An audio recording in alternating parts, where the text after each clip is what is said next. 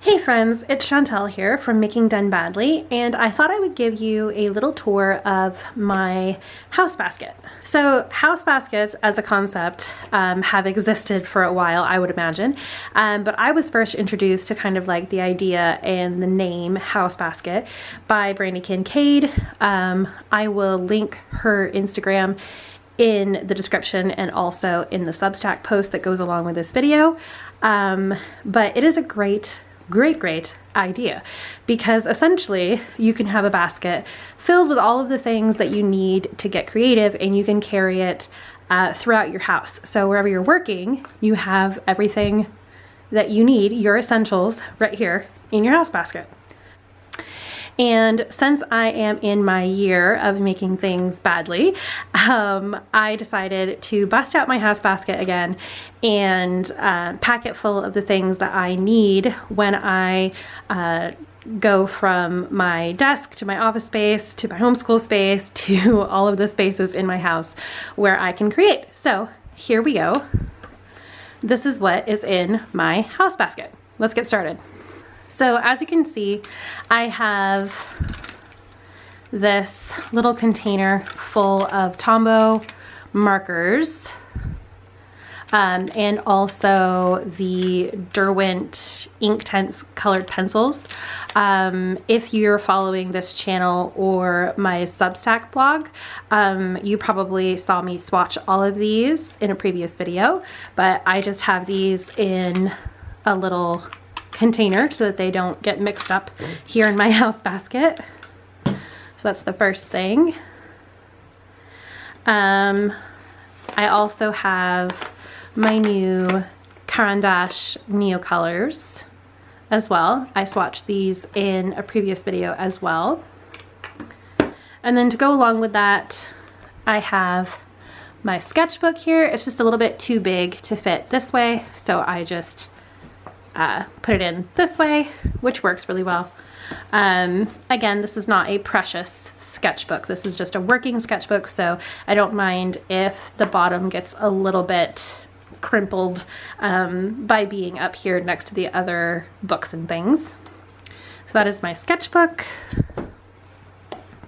I also have my fountain pens because I usually write with fountain pens. So I have my whole assortment of all of the fountain pens I currently have inked right here. Let me know if you would like to see more about my fountain pens. I am not a person who buys fountain pens every few months, but I am a person who really likes fountain pens and inking them and writing with them. So if you are interested in seeing how I use my fountain pens and what I ink in them, definitely let me know and I can share that. But those are my fountain pens. Now we have some kind of loose items. So let's actually start with these three things. So this is a Frankenstein planner. I bought a Nolte planner for the beginning of the year and I really didn't use it. I'm not sure why. I think it was too thick. It might have also just been because I just had a mental block with planning for most of the year. If you've read my previous post, you know that this calendar year has not been extremely creative for me, and that is why I am embarking on this making journey for my 35th year, running from October to October. And once I decided that I was going to do that, I figured that I did need some kind of a planner, just as more of a tracker. So I'm going to show you what I'm doing. Again, this is Frankenstein. These are multiple signatures that I have glued together just with regular Elmer's glue. I watched a tutorial of how to kind of like bind those together on YouTube, and I was like, yes, this is so much easier than sewing all of these signatures together. It's not perfect, but that's okay. It's not supposed to be perfect. It's supposed to be done badly. Okay, so I'm going to navigate to October. I am starting this challenge on my birthday, so October 18th, and I am using these really old Studio Calico dots. from, oh, so many years ago. I don't even know how old these are. But they are little cardstock dots that I am using to mark my morning pages and then my 10 minutes of writing. So as you can see, my morning pages for October are in this reddish brown color. And then I do have my 10 minutes of writing, and that is in this blue, and I write the prompt if I'm using a prompt, and then also how many words I wrote in that 10 minutes, just to give me like a clue of how much I'm writing each day. And again, that is separate from my morning pages. I've actually been really good with my morning pages this past week, which is good because previously when I've started morning pages in the Artist Way series, I have not kept up with it. So I'm doing better. And in the weekly section, I have some little bits from Cat Collage Club, and I'm just doing some more tracking. So this isn't really planning. This is more tracking. I've not filled in yesterday because I'm filming this on Friday, but I will just mark down around the time that I completed my morning pages, my French practice, and also my 10 minutes of free writing. So I have different color coding for that, and that's just to give me an idea of like when I seem to be having this free time to do those things, and just track what I'm doing for each habit that I'm trying to cultivate. And I have my goals written down here just to remind myself. So that is this week. So that's kind of my planner slash tracker. This is a tracker for going through the Book of Alchemy, which I have also in my basket. So every day I am trying to read a selection from the Book of Alchemy and then completing the journal prompt that goes with it. There is 100 little selection essays and 100 journal prompts in this book. And so far, it's really fun. I think I actually might like it a little bit more than The Artist's Way, but I'm only a couple of selections in. So they are both uniquely good in their own ways, definitely. But I really, really love the inspiration that is in the Book of Alchemy. I love the different voices and the different stories that are told in here. So this is really fun. I created a tracker of 100 little boxes, and I am not doing a very good job at tracking, but I am crossing out each prompt as I get to it and as I complete it. So that is my tracker and my Book of Alchemy that I always keep in my morning basket. I'm not keeping the Artist Way book in my morning basket, but I did get these kind of like task pages from Job's journal. He completed the Artist Way. Yeah, I think he completed it already, and he very nicely added all of these as free downloads on his Patreon. So all you have to do is subscribe to the free tier, and you'll be able to download all the tasks for the Artist Way, as well as some of the creative affirmations and things like that, which I've printed out on half-size letter sheets. And I put these in here just in case I want to complete one of the tasks for my morning pages work. So that is why these are in here. And I think I glossed over these, but these are just pencil boards. One is the Hobonichi Weeks. Is that focusing? So one is the Hobonichi Weeks, and then the other one is the Traveler's Notebook, Coffee and Notebooks pencil board as well. This was my favorite theme. All right, so let's get to the writing books. So this is a Chic Sparrow Traveler's Notebook in the wide size. I'm not sure what color it is. I know that it is no longer available, but I have two rather hefty books in here. One of them is a grid sterling ink notebook. I am using this particular book for my 10 minutes of writing each day if I don't do it at the computer, so I will do it in this book. And then this book is a cut down Hobonichi from a previous year.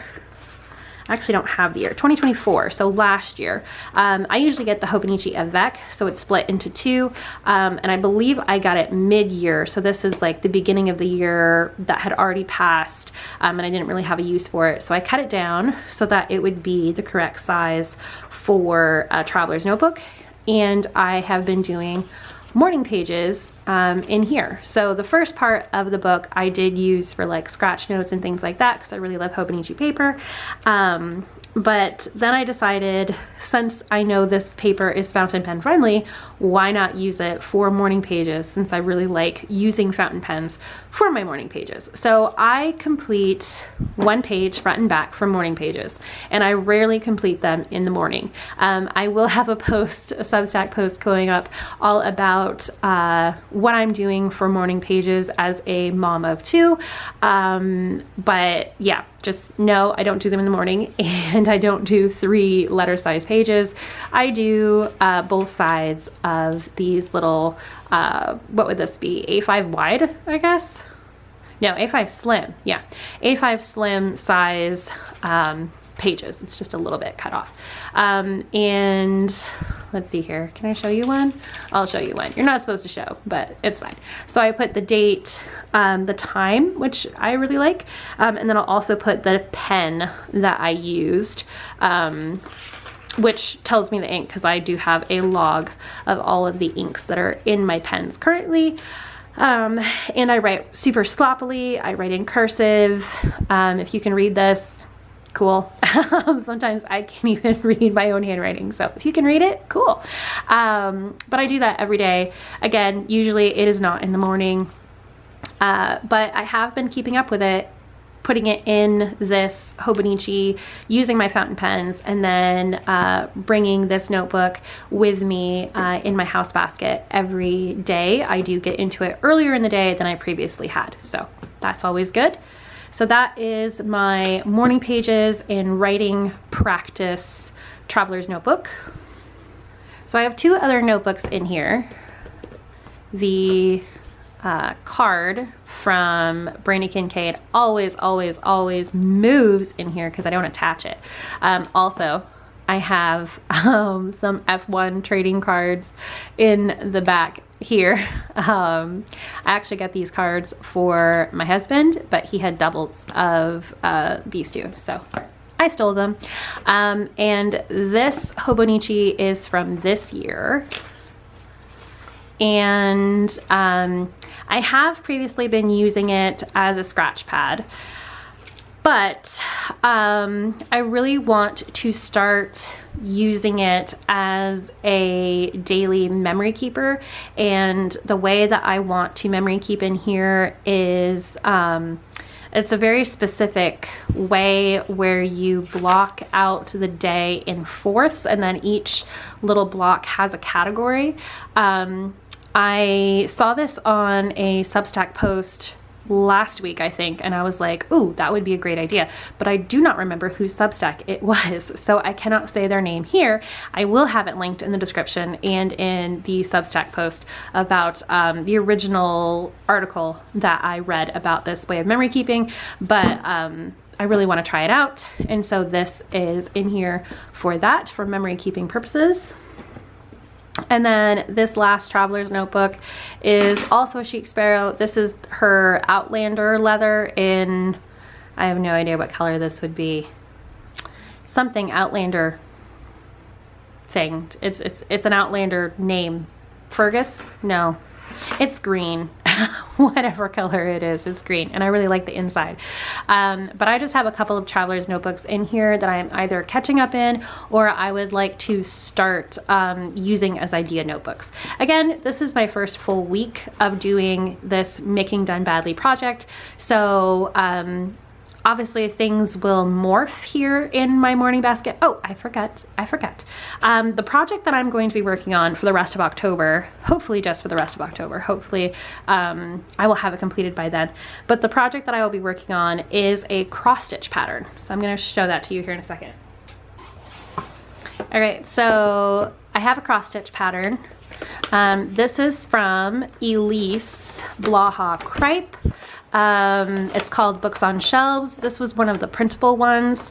I don't believe that this is available anymore. I think she closed down like that side of her shop, but these cross stitch patterns are my favorite. I already completed 2 of hers already. I think she had like 4 available, and I'm really sad that there are no more and that she doesn't do these anymore, but I have the patterns, so I can always redo them if I would like. But I figured that this would be a good first entry project into this year.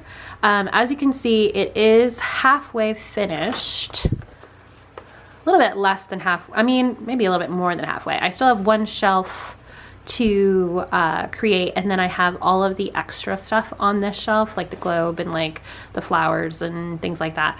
Haven't done that yet, but I'm hoping to get this last shelf and then all of the knickknacks and doodads done by the end of October. So that is the first project that I am doing for my Making Done Badly project. Spoilers if you haven't read the Substack post yet, but I figured this would be a good first project to complete because it's something that has already been slightly done, so I don't have to start from scratch. It's fast, and it's something that I can do when my oldest is doing her homeschool or my youngest is doing all the things that she does. All right, so that is pretty much my morning basket, plus the project that I'm working on for this month, for October of 2025. I can't wait to start on this project for real, and I am so glad that you are joining with me in doing some making this year. If you have any project that you're currently working on, definitely let me know, either in the comments or in the Substack post. But yeah, I'm really grateful to have you following along. Thank you so much for watching, and I hope you have a wonderful day. Bye.